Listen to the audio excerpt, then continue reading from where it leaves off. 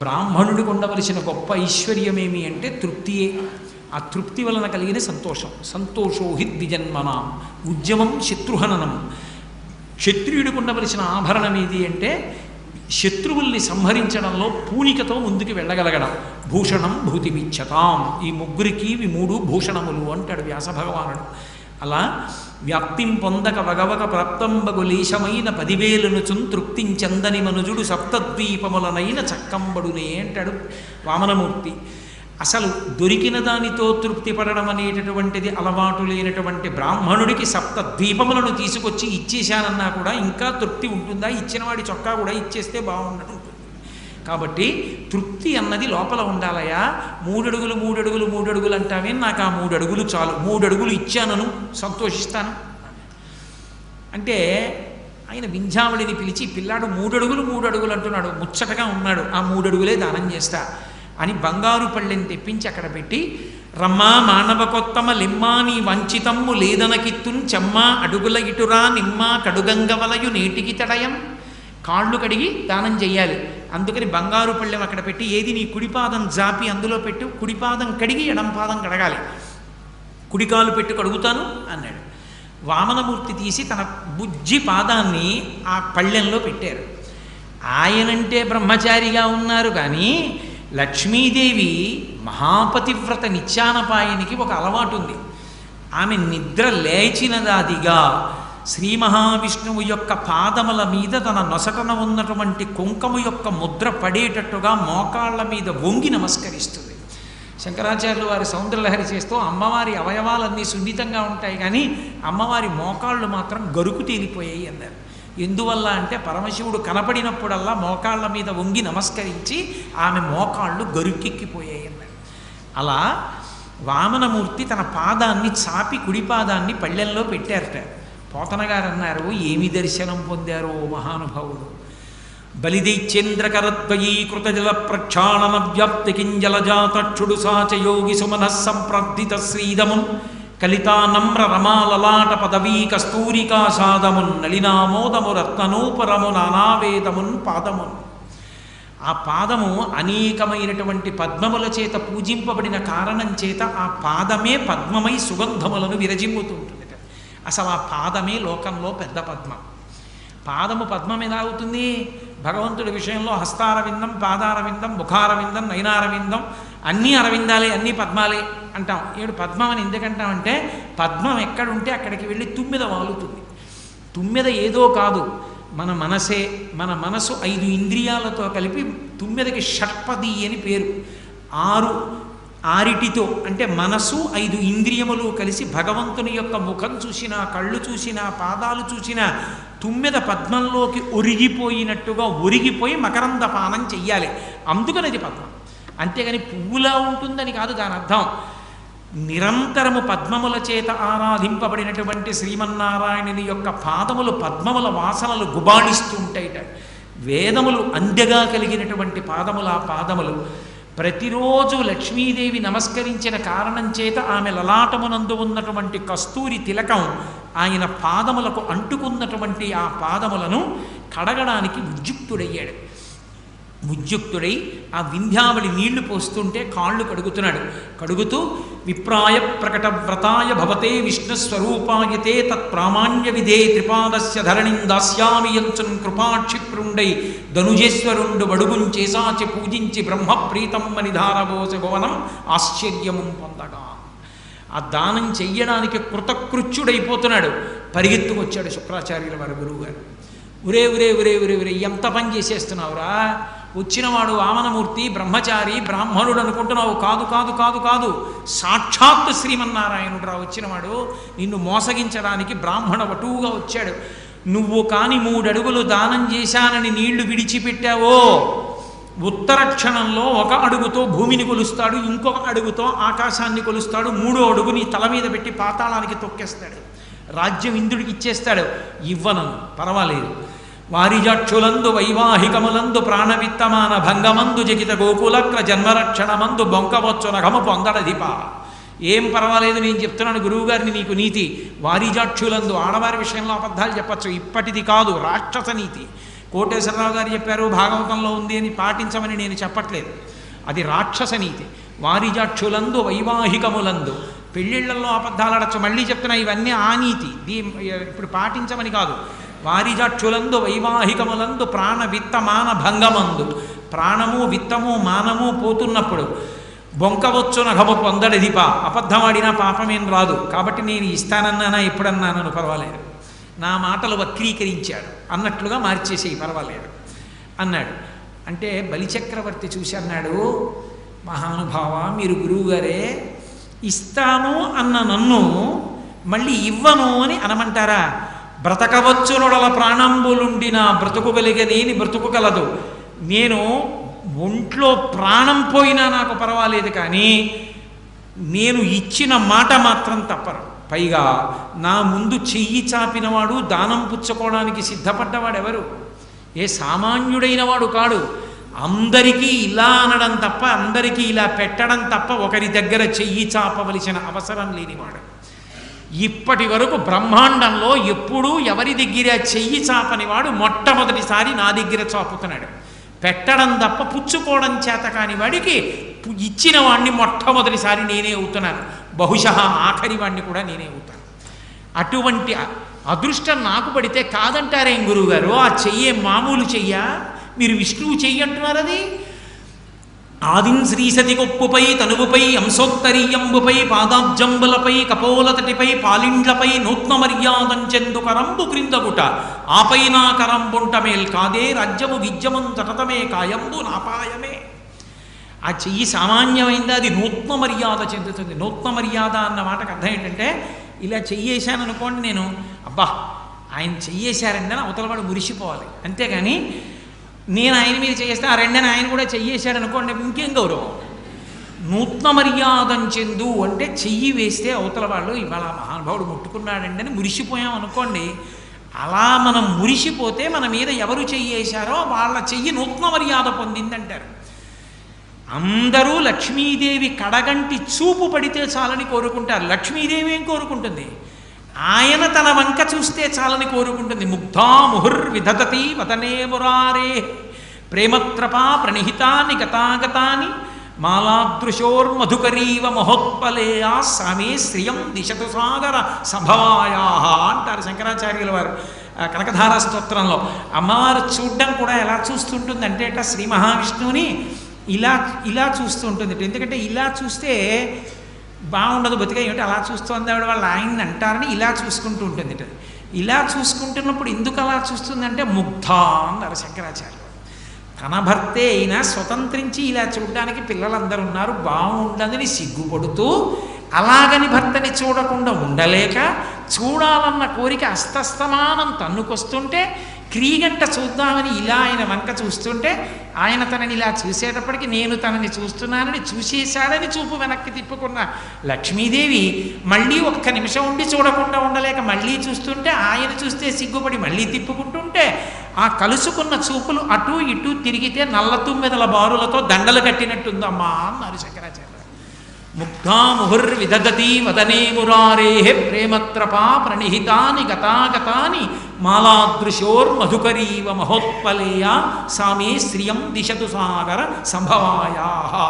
అలా చూసిన తల్లి యొక్క చూపులు మాకు మంగళములనిచ్చుగాక అన్నారు. అసలు ఎప్పుడు శ్రీ మహావిష్ణువుని చూసినా అమ్మవారు అలాగే చూస్తుంది. లీలాశుకుడు కృష్ణకర్ణామృతంలో చమత్కారం చేశాడు. రుక్మిణీ కృష్ణులకి వివాహం చేస్తుంటే ఆయన అటు కూర్చున్నాడు, ఈవిడ ఇటు కూర్చుంది. ఈయనేమో ఆవిడని అదే పనిగా చూస్తున్నాడు. ఆవిడ తనని చూస్తుందేమో అని చూస్తున్నాడు, ఆవిడ చూడదు, ఇలాగే తలంచు కూర్చుంది. ఎంత పెళ్లి చేయించే బ్రహ్మగారైతే మాత్రం ఏదో పనుండి అలా పక్కకి వెళ్ళండి, అలా పక్కకి వెళ్ళాడు. ఈయన వెంటనే అన్నాడు, రుక్మిణి అక్కడి నుంచి చూస్తున్నావు, అసలు కళ్ళు ఎత్తి నా వంక చూడమే, నిన్నే చూస్తున్నాను కదా, ఒక్కసారి చూస్తావేమో అని చూస్తున్నాను, చూడమే అన్నాడు. ఆవిడంది ఇలాగే తలంచుకొని, నేను మిమ్మల్ని చూస్తున్నాను, మీరు పురుషులు కనుక నన్ను చూశారు, నేను తలెత్తి చూస్తే బాగున్నదని నా మెళ్ళో ఉన్నటువంటి మణిలో మీ ప్రతిబింబాన్నే చూస్తున్నాను, చూసేవాళ్ళు తలంచుకున్నాను అనుకున్నారు. అలా వాళ్ళిద్దరి అనురాగం ఉంటుందని లీలాశుకుడు కృష్ణకర్ణామృతంలో తెప్పి పొడిచాడు. అలా ఆదిం శ్రీసతి కొప్పుపై తనువుపై అంశోత్తరీయంబుపై పాదాబ్జంబులపై కపోలతటిపై పాలిండ్లపై నూత్న మర్యాదంచెందుకరంబు క్రిందగుట ఆపై నాకరంబుంటమేల్ లక్ష్మీదేవి పరవశించిపోతుందట శ్రీ మహావిష్ణువు యొక్క చెయ్యి పడుతుంటే. ఆదిన్ శ్రీసతి కొప్పుపై ఆయన ఆమె యొక్క కొప్పు మీద చెయ్యి వేస్తాడు తల మీద. ఆదిన్ శ్రీసతి కొప్పుపై తనువుపై ఆమె శరీరాన్ని తడుగుతుంది ఆ చెయ్యి. అంశోత్తరీయంబుపై ఆమె యొక్క పవిట కొంగు పట్టుకుని ఆడుకుంటూ ఉంటాడు. అలా కూడా ఉంటుందా అండి? పవిట కొంగు పట్టుకుంటాడా అండి అంటే గజేంద్ర మోక్షణంలో పట్టుకోవాలా? అడిగెదనని కడ్డుబడ్డి జను అడిగిన తన మగడు నుడువడనినట ఎడగొన్ వెడ్డబెడ్డ సిడిముడి దడ్డబట నడుగిడు నడుగిడదు జడిమ నడుగిడు నెడ్డలన్నని ఆ రోజున పవిట కొంగు పట్టుకుని వెళ్ళిపోతున్నప్పుడు లక్ష్మీదేవి ఎంత తడబడిపోయిందో పోతన గారి పద్యంలో నిండకారాలు తిరిగి. కాబట్టి కొంగు పట్టుకుని ఆ రోజున వెళ్ళిపోలా. తన వెంటం సిరిలెచ్చె వెంటన మరోధవ్రాతముందాని వెనక పక్షీంద్రుడు ధన కౌమోదికి శంఖచక్రనికాయంబును నారదుండు ధజనీకాంతుడు తా వచ్చి రొయ్యన వైకుంఠ పరంబునన్ కలుగువా రాబాల గోపాలము. కాబట్టి అంశోత్తరీయంబుపై పాదాబ్జంబులపై ఆమె యొక్క పాదములను పట్టుకుంటూ ఉంటుంది ఆ చెయ్యి. అదేమిటండి పాదాలని పట్టుకోవడం ఏమిటి, భార్య కాళ్ళు పట్టుకోవడం ఉంటుందా అని అనుమానం ఉండొచ్చు. ఎంతవరకు సత్యం వదిలిపెట్టడం. కానీ నందితిమ్మన గారు పారిజాతాపహరణంలో చెప్పలా, జలజాతాసనమాసవాదిసుర పూజాభాజనం వైతనచ్చులతాంతాయుధు కన్న తండ్రి శరమచ్చో వామ పాదంబునన్ తొలగంత్రోచలతాంగి అట్లు యగు నాథుల్ నేరముల్ చేయ బేరల కంచెందిన కంటలెందు నుచిత వ్యాపారములు నెత్తురే నన్ను భవదీయ దాసుని మనంబున నెయ్యపు కింకపూనితాచిన అది నాకు మన్ననయ చెల్వగు నీపద పల్లవంబు మత్తను పులకగ్ర కంటక వితానము తాకిన సొచ్చునంచు నేనని ఎద అలుకమానవు కదాయికనైన అరాళ కుంతలా అని సత్యభామ కిరీటాన్ని తన్నేస్తే రెండు కాళ్ళు పట్టుకోవాలా కృష్ణ భగవానుడు సత్యభామవి. కాబట్టి ఆదిన్ శ్రీసతి కొప్పుపై తనువుపై అంశోత్తరీయంబుపై పాదాబ్జంబులపై కపోలతటిపై అమ్మవారి బుగ్గలు పుణికే చెయ్య కపోలతటిపై పాలిండ్లపై నూత్న మర్యాదంచెందుక రంబు క్రిందకుట లక్ష్మీదేవి ఒంటి మీద పడితే పరవశించిపోయేటటువంటి లక్ష్మీదేవి యొక్క పారవస్యానికి కారణమైన చెయ్యి కింద, పైన నా చెయ్యి. ఇంకేం కావాలయా గురువా? కాబట్టి కాదే రాజ్యము గిజ్జము సతతమే కాయంబు నాపాయమే. ఈ రాజ్యము గిజ్జము నా ప్రాణము నా శరీరము ఏదైనా పోని ఈ కీర్తి వదులుకోను ఇచ్చేస్తా. వారే రాజులు రాజ్యముల్ గెలువరే గర్భోన్నతిం పొందరే వారేరి సిరి మూట కట్టుకొని పోవంజాలిరే భూమిపై పేరైనం కలదే శిబి ప్రముఖులం ప్రీతిన్ యశక్కాములై ఈరే కోర్కెలు వరలం తలపరే ఈ కలమున్ భార్గవ. భాగవతంలో అద్భుతమైన స్థాయిని పొందినటువంటి పద్యం ఇది. రారే రాజులు కారే రాజులు రాజ్యముల్ గెలువరే గర్భోన్నతిం పొందరే. ఈ భూమిని పరిపాలించానన్న రాజులు ఎంతమంది వచ్చారు? ఏది ఒక్కడి పేరు లోకంలో గుర్తుందా? అందరూ భూమిపతులం అన్న వాళ్ళే. ఎన్ని రిజిస్ట్రార్ ఆఫీసులో ఎంతమంది పేర్లు మారిపోయిందో గజం భూమి. కానీ ఏడి ఒక్కడున్నాడా? అందరూ వెళ్ళిపోయారు. కానీ ఇచ్చినటువంటి వాళ్ళు ఉన్నారే, కీర్తి వహించినటువంటి వాళ్ళు, శివి చక్రవర్తి మొదలైన వాళ్ళు శాశ్వతంగా మిగిలిపోయారు. గురువుగారు ఇవ్వడం గొప్ప కాబట్టి నేను దాని వలన నా ప్రాణాలే పోనివ్వండి, వచ్చుగాకలేమి వచ్చుగాక జీవధనములైన చెడుగాక పడుగాక మాట మీరలేడు మానధనుడు. ఇచ్చిన మాట తప్పలేను, నాకున్న అభిమానం అటువంటిది. కాబట్టి ఇచ్చేస్తాను గురువుగారు. ఒరే నేను ఇవ్వద్దంటే ఇచ్చేస్తానంటున్నావు. ఇచ్చేస్తానని నా మాట ధిక్కరించావు కాబట్టి నీకున్నటువంటి సమస్త వైభవము నశించిపోవుగాక. ఇది కదా బృహస్పతి చెప్పాడు. రాక్షస శరీరం తనుదోషం ఉంది. గురువుగారు ఎంత చెప్పినా వినకుండా గురువుగారి మాట తిరస్కరిస్తాడు. ఎప్పుడు తిరస్కరిస్తాడో అప్పుడు పోతుంది. అప్పటి వరకు నువ్వు ఓపిక పట్టాలి. గురువుగారి మాట తిరస్కరించి ఆ నీళ్ల ధార పోసి దానం చేసేస్తున్నాడు 3 అడుగులు. అయినా శిష్యుడి మీద ఆపేక్ష వదిలిపెట్టలేక ఆ పోస్తున్నటువంటి పాత్ర యొక్క తొండంలోకి అడ్డొచ్చి పడ్డాడు శుక్రాచార్యుల వారు. నీళ్లు పడకుండా, నీటి ధార పడితే కానీ దానం చేయడం కుదరదు ఇదన్నమమా అని. నీరధార పడగనీక అడ్డంబుగా కలచంద్రమాపగాను తెలిసి హరియుగవ్యునేత్రమట కుశగ్రమన పడవ ఏకనేత్రుడయ్యనతడు. చేతిలో దర్భల కట్టుంది బ్రహ్మచారి కదూ. ఏమిటి నీళ్లు పట్టలేదు అంటుంది వింధ్యావళి. ఉండమ్మా నేను చూస్తానని ఆ తొండంలో అడ్డం పడ్డ శుక్రాచార్యుల వారి కంట్లో గుచ్చుకునేటట్టుగా దర్భ పెట్టి ఒక్క పోటు పొడిచాడు వామనమూర్తి. ఇస్తానన్న వాడికి ఇవ్వకుండా అడ్డుపడితే ఉన్న కన్ను పోతుందంటారు. అందుకే ఆ దర్భ పెట్టి పొడిస్తే అప్పటి నుంచి శుక్రాచార్యుల వారు ఒంటికంటి వాడైపోయాడు. శుక్రాచార్యుల వారు బయటికి వచ్చేసాడు. జరిగేది జరగక మానదు, వీడు ఎలాగో ఇచ్చేస్తున్నాడు. విప్రాయ ప్రకట వ్రతాయ భవతే విష్ణుస్వరూపాయతే తత్ప్రామాణ్య విధే త్రిపాదస్య ధరణిందాస్యామయంచున్ క్రియాక్షిప్రుండై ధనుజేశ్వరుండు వడుగుం చేసాచి పూజించి బ్రహ్మప్రీతం మనిధారభోస భువనం ఆశ్చర్యము పొందగా. చెయ్యి చాపి పూజించి నేను ఇచ్చేస్తున్నాను మూడడుగులని చెప్పి వేదం ఎలా చెప్పిందో అలా భవతే విష్ణుస్వరూపాయతే, విష్ణువుకి నేను ఇస్తున్నాను, నేను దానం చేస్తున్నానన్న అహంకారం కాదు, పరమేశ్వరుడు నన్ను అనుగ్రహించడానికి తాను వచ్చి పుచ్చుకుంటున్నాడని భవతే విష్ణుస్వరూపాయతే తత్ప్రామాణ్య విధే త్రిపాదస్య ధరణిం దాస్యామి అంచున్, 3 అడుగుల నేల ఇస్తున్నాను అని చెప్పి దానం చేస్తున్నానని నీరు విడిచిపెట్టాడు. ఒక్కసారి ఆ పొట్టి పిల్లవాడిగా ఉన్నవాడు పెరిగిపోవడం మొదలుపెట్టాడు. ఇంతంతై వటుడు ఇంతయై వరియుతానింతయ్య భోవీధిపై అంతై తోయిత మండలగ్రమల కల్లంతై ప్రభారాశిపై అంతై చంద్రునకంతయై ధ్రువునిపై అంతై మహర్మాటిపై అంతై సత్యపథోన్నతుండగుచు బ్రహ్మాండాంత సంవర్తి. అసలు పోతన గారికి ఆ పద్యాలు ఎలా పడ్డాయో శారద ఆవహించింది అయింది. ఇంతంతై వటుడు ఇంతయై వరియుతానింతయ్య భోవీధిపై అంతై తోయిత మండలగ్రమణ కల్లంతై ప్రభారాశిపై అంతై చంద్రునకంతయై ధ్రువునిపై అంతై ఎన్ని లోకాలు దాటిపోయాడో ఆయన చెప్తున్నారు. అక్కడి నుంచి పెరిగి వెళ్ళిపోతుంటే సూర్యమండలం, చంద్రమండలం, నక్షత్రమండలం, ఆ పైన ఉన్నటువంటి బ్రహ్మలోకం ఇవన్నీ దాటిపోయి వెళ్ళిపోయాడు. అంత పైకి వెళ్ళిపోతుంటే ఆ పెరిగిపోతున్నటువంటి వామనమూర్తి ఎలా పెరిగిపోయాడో మనకి చూపించడానికి పెరగని దాన్ని, కదలని దాన్ని ఒకదాన్ని ప్రమాణంగా పెట్టి పెరిగిపోతున్నటువంటి వామనమూర్తిని మనకు చూపించారు పోతనగా. రవిబింబంబుపమింప పాత్రముగు ఛత్రమై శిరోరత్నమై శ్రవణాలంకృతియై గళాభరణమై సవర్ణ కేయూరమై చెవిమత్ కంకణమై కటిస్థలి ముదంచద్ఘంటయై నూపుర ప్రవరంబై పదపీఠమై వటుడుతా బ్రహ్మాండమున్ నిండుచోర్ అన్నారు. సూర్యబింబం గుండ్రంగా ఉంటుంది. ఆ గుండ్రంగా ఉన్న సూర్యబింబం పైన ఉంది, వామనమూర్తి కింద ఉన్నారు. పెరిగిపోవడం మొదలుపెట్టారు. పెరిగిపోవడం మొదలు పెడితే రవిబింబంబుపమింప పాత్రమగు ఛత్రమై, గుండ్రంగా ముందు గొడుగులా కనపడింది. దాటిపోయారు.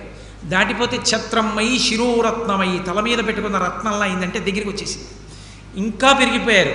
శ్రవణాలంకృతి అయి, చెవికి పెట్టుకున్న ఆభరణంలా అయిపోయింది. ఇంకా పెరిగిపోయారు. గళాభరణమై, కంఠంలో హారంలా అయిపోయింది. అంటే సూర్యుడు కిందకు వస్తున్నాడు, ఆయన పైకి వెళ్ళిపోతున్నారు. గళాభరణమై సవర్ణ కేయూరమై, ఆయన మోచేతికి పెట్టుకున్న కేయూరంలా అయిపోయింది. కేయూరమై చెవిమత్ కంకణమై, ఇక్కడ పెట్టుకున్న కంకణం అయిపోయింది. కటిస్థలి ముదంచద్ఘంటయై, నడువుకి పెట్టుకున్నటువంటి వడ్డానానికి గంట అయిపోయింది. నూపుర ప్రవరమ్మై, కాలుకి పెట్టుకున్న అంది అయిపోయింది. పదపీఠమై, పాదం కింద పీఠం అయిపోయింది.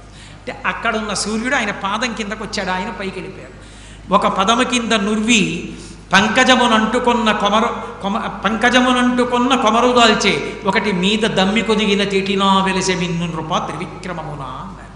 ఒక పాదం కింద పెడితే ఆ పాదం కింద ఉన్న భూమి ఆయన కాలి కట్టుకున్న బురద ముద్దలా ఉందిటే. ఒక పాదం ఇలా పైకెత్తితే అది పద్మంలాగా, ఆకాశం దాని మీద వాళ్ళని తుమ్మెదలాగా ఉందిట. ఉలగడంద పెరుమాళ్ళని ఇప్పటికీ కాంచీపురంలో ఉంటారు, ఇలా తలెత్తి చూడాలి. తిరుప్పావయ్యని ధనుర్మాసంలో పాడుతూ ఉంటారు కదా, ఓంగి ఉలగళందు ఉత్తమన్ పేర్పాడి నాంబై నాంగళ్ నంబావైక్కు చాత్తి నీనాడినాల్ అంటూ ఓ పాశురం పాడుతుంటారు ఆ పెరిగిపోయినటువంటి వామనమూర్తిని గురించి. అలా పెరిగిపోతే మహానుభావుడు ఆయన పాదం పైకెడుతుంటే అలా కొలవడానికి ఆకాశాన్ని, అన్ని లోకాల్లో ఉన్నటువంటి వాళ్ళు బయటికి వచ్చి అబ్బో అబ్బో అబ్బో శ్రీ మహావిష్ణువు ఎలా పెరిగిపోతున్నారో అని ఆయన వ్యాపకత్వాన్ని చూసి పొంగిపోతుంటే సమాధినిష్టలో ఉన్న బ్రహ్మగారు ఉలిక్కిపడి, ఏమిట్రా ధూర్తతనం అల్లరే అని అడిగట్ట. ఏమిటి అల్లరేమిటి, వచ్చి చూడు మీ నాన్నగారి పాదం వస్తోంది పైకి అన్నారు. నాన్నగారి పాదం వస్తోందంటే నాన్నగారు వస్తున్నారు. నాన్నగారు వస్తే కొడుకేం చేయాలి? గబగబా వెళ్ళి కాళ్ళు కడగాలి చెంబుతో నీళ్లతోటి. మా నాన్నగారి పాదమా అని కమండలం పట్టుకుని బయటికి వచ్చి చూసేట శ్రీ మహావిష్ణువు యొక్క పాదం పైకి వస్తోంది. ఆయన నాభి బొడ్డు కనపడింది. వెంటనే ఏదో గౌతమి ఎక్స్ప్రెస్లో వచ్చేస్తున్నప్పుడు ఒక 2 గంటలు ఏదైతే ఏలూరు రైల్వే స్టేషన్ చూసి కిందకి దిగి చెప్పులిప్పి నమస్కారం చేసి ఇది నా జన్మభూమి అనుకుని మురిసిపోయినట్టుగా తన పుట్టిల్లెద పొమ్మటంచునదుడున్ తన్నాభిపంకేరుహంబు నిరీక్షించి నటించి ఉన్నత పదంబున్గాంచి తత్పాదశేచనముంజేచ కమండలూదకములం చల్లించి తత్తోయముల్ వినివీధిన్ ప్రవహించ దేవనదిగా విశ్వాత్మ కీర్తి ప్రభన్ అన్నారు పోతన గారు. మా నాన్నగారి పాదం నేను కడగద్దు అని ఎడంచేత్తో కమండలం పట్టుకుని నీళ్లు పోసి ఆ పాదాన్ని కడిగట్ట. ఆయన పాదాన్ని కడిగినప్పుడు ఆ పాదోదకం ఆకాశంలో ఆకాశ గంగగా ప్రవహించింది. 2 అడుగులతో పైకి కిందకి కొలిచేసి 3వ అడుగు ఎక్కడ పెట్టారని అడిగాడు. అడిగితే బలిచక్రవర్తి అన్నాడు, సునృతంబుగాని నుడువదు దాజి మా బొంకజాల నాకు బొంకు లేదు, నీ తృతీయ పదము నిజము నాశిరమున నెలవు చేసి పెట్టు నిర్మలాత్మ.